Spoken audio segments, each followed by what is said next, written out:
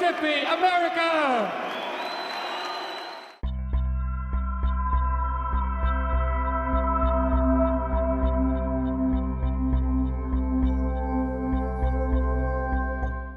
Well, Jimmy Mills, welcome to the UK. You've been here before, though. Yeah, glad to be back. This is my third trip.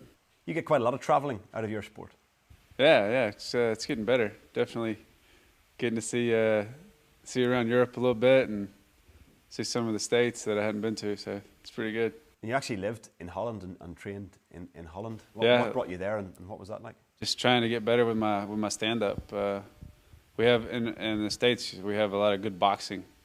And so I boxed a lot, but the total Thai boxing striking game, we're not as good as the rest of the world, obviously, if you watch international kickboxing. So Holland's the best place. So I moved there and trained with at Ramon Decker's gym. I lived there and trained, and then I met some of the other Golden Glory guys and trained with them. So it was a great experience living there. We've had a lot of people that go from here, that go to Holland or go to Amsterdam in particular, but they're not usually going there for training. No, great party scene as well, and I know you're partial to the odd party. Yeah. Actually, I barely partied while I was there. Really? I just trained so much. You do enjoy the party side of it as well as. Oh yeah. You got to go out after the show and do the party scene and cause havoc late night. Why are you called Cornbread? I was being a smartass to a promoter. I was supposed to make my pro boxing debut about 4 years ago. The show I was supposed to fight on, the guy kept saying, "Well, you gotta have a nickname." I told him I don't want a nickname. I don't like nicknames. He said, "Oh no, you got to have a nickname to fight on my show. That's how all the people know the fighters." So he's gonna call me all this, the maniac, the mauler, the marauder. I said, "Look, man. I said, if you want me to have a nickname that bad, I said, you can either call me Cornbread or Milkshake. You pick." So I didn't realize that, 4 years later, people in Europe are going to be calling me Cornbread. Somehow it stuck. I don't know. Let's talk about your fight career. 7-1 at the moment. Yep. In MMA. Don't want to be negative. Tell us about the one.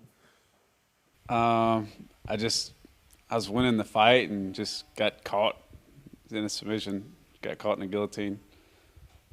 Just, you learn more from that than you do from the 7 wins. I was in control of the fight the whole time and just made a stupid mistake and left my head out. Got caught. Fair play to him. He capitalized. And how come you changed tack from pro boxing? I didn't actually have the fight, so I didn't have my guy pulled out about 2 days before, so I never had the pro boxing matches. But I don't know. I'll just love any type of competition. I'm a junkie for it. Whether it's submission, grappling, kickboxing, boxing, whatever. I enjoy it all. Has it taken you long to get up to speed with the other aspects of MMA, the other skills that are needed other than just striking? Well, my father was a wrestler, so he started teaching me. He was a wrestler and a boxer. He started teaching me when I was pretty young, and I started. Then, of course, I saw UFC 2. I thought, oh my God, that's it, Eureka, we found it. That's the greatest thing I've ever seen. So I'd watch guys like, the pioneers, Hoist Gracie, Ken Shamrock, Dan Severn, and it's my inspiration for. I thought, I was watching it with all my friends and family, and they're like, "That's crazy," and I'm watching them like, "That's what I'm gonna do one day."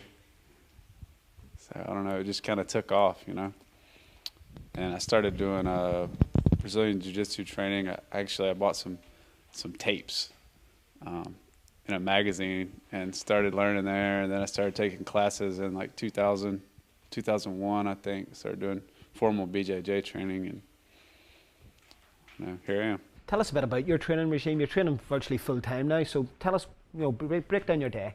A typical day, I get up and do about an hour of cardio, and then I'll relax and have breakfast, have a shower. Then I go to train with my strength and conditioning coach, and he just absolutely crushes me for a couple hours. He's Lyle Henley at the Athlete Factory in Daphne, Alabama. He's just world-class strength and conditioning. It's phenomenal. He trains lots of pro athletes, NFL, he's NBA. He's worked with Jermaine Taylor a little bit. He's just phenomenal. So I'll do that for a few hours, and Then I'll go home and rest. Then I go to the gym at night and work, you know, boxing, jiu-jitsu, wrestling, work on my MMA game. What does he say about Jermaine Taylor? Very fast, very Just famous says boxer. he's the most incredible athlete he's ever seen. He said whatever sport Jermaine picked, he would have been professional and dominated. Really? You ever called in to spar with him? No. That was before I knew him.